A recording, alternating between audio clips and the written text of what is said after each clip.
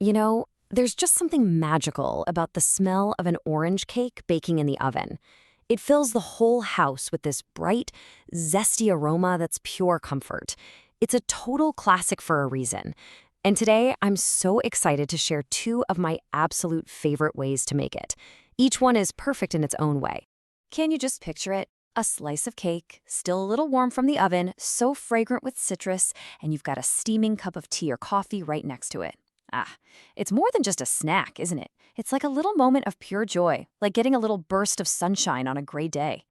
Okay, so let's get right to it. We're going to explore two fantastic paths to orange cake glory. First up is what I call the showstopper. This is a rich, decadent, buttery loaf cake that feels like it came straight from a high-end cafe. Then we've got the weekday hero, an unbelievably easy cake you make right in the blender for those times you just need cake without all the fuss. We'll start with the showstopper.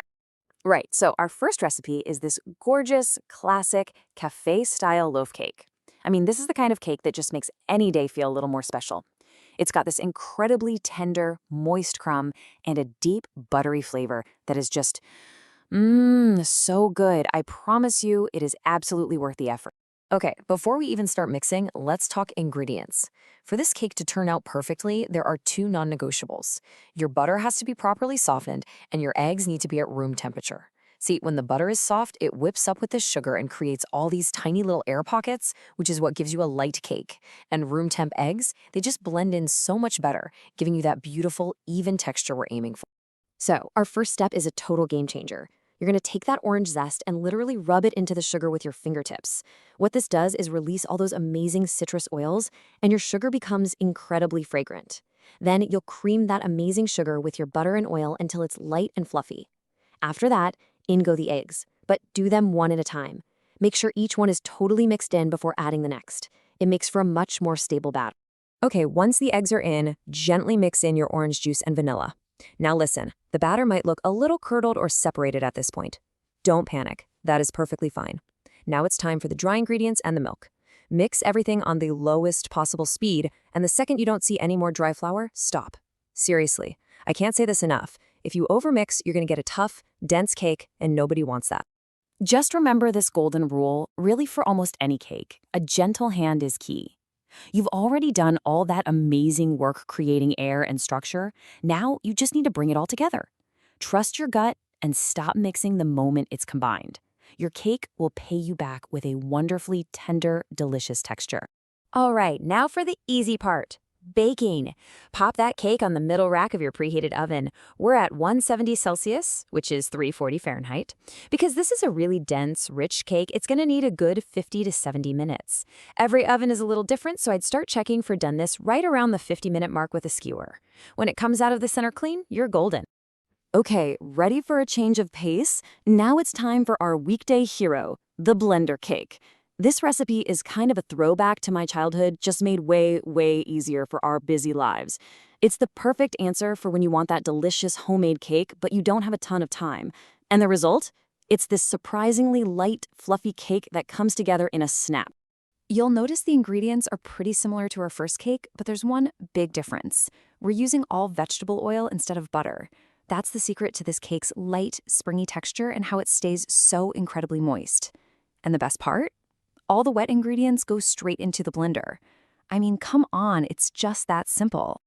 Honestly, this method feels like a magic trick.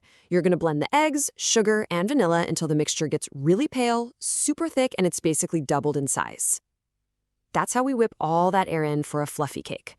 Then just pour in the rest of the liquids and give it a few quick pulses. Pour that gorgeous, airy mixture over your dry ingredients and whisk it gently by hand. Again, just until it's combined. No overmixing. Okay, here's a fantastic little pro tip for a perfectly flat cake job.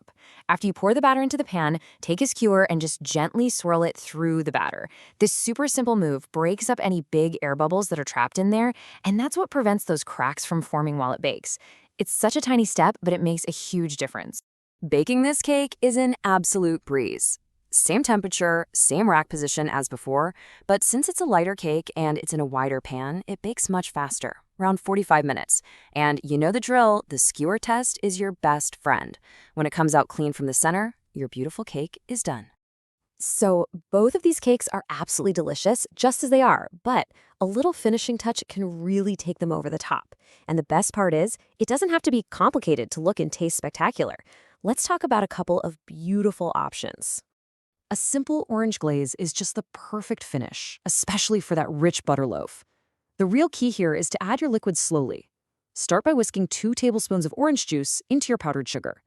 It's going to seem way too thick at first, but just trust the process and keep whisking. Then, add more liquid, just a teaspoon at a time, until it's thick but still pourable. And please, please, please let your cake cool completely before you pour it on. Otherwise, the glaze will just melt right off. Oh, and here's a fantastic little trick to set your glaze perfectly. After you've poured it on, pop the cake back into a warm oven, about 160 Celsius, 320 Fahrenheit, for just 1 minute.